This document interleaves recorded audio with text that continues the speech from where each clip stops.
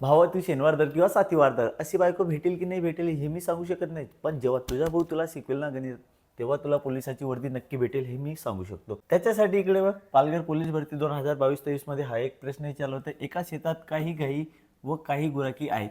गायी व गुराखी यांच्या पायांची एकूण संख्या 98 आहे व डोक्यांची एकूण संख्या 26 आहे. तर त्या ठिकाणी किती गायी व गुराखी आहेत असं आपल्याला विचारलं होतं. अशा प्रश्नाचे उत्तर काय करायचे, पर्यायामधून काढायचे, पर्यायाचा वापर करायचा आणि प्रश्नाचे उत्तर काढायचे. लक्ष द्या इकडं, गाईला 4 पाय असतात आणि गुराखी म्हणजेच माणसं त्यांना 2 पाय राहणार आहे. आता पर्यायावरून उत्तर कसं काढणार, पहिलं गाई किती होती 24, 24 गुणिले 4 घ्यायचं 96. त्यानंतर गुराखी 2, 2 गुणिले 2 बरोबर 4. आता 96 आणि 4 केले तर ते 100 होऊन जातात. आपल्याला पाय किती पाहिजे 98, म्हणजे हे उत्तर येणार नाही. आता दुसरं पर्याय घ्यायचं. दुसरं पर्याय काय होतं 6 आणि 20.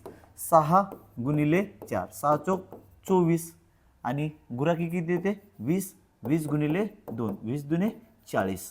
किती होणार आहे एकूण 64. म्हणजे हा पण पर्याय आपला येणार नाही. पर्याय बी पण येणार नाही. पर्याय सी बघू, 23 गाई होते म्हणजे 23 गुणिले 4, 23 चोक 92 आणि गुराखी किती होते 3, 3 गुणिले 2 6. दोघांची बेरीज केली तर 98 येऊन जातात.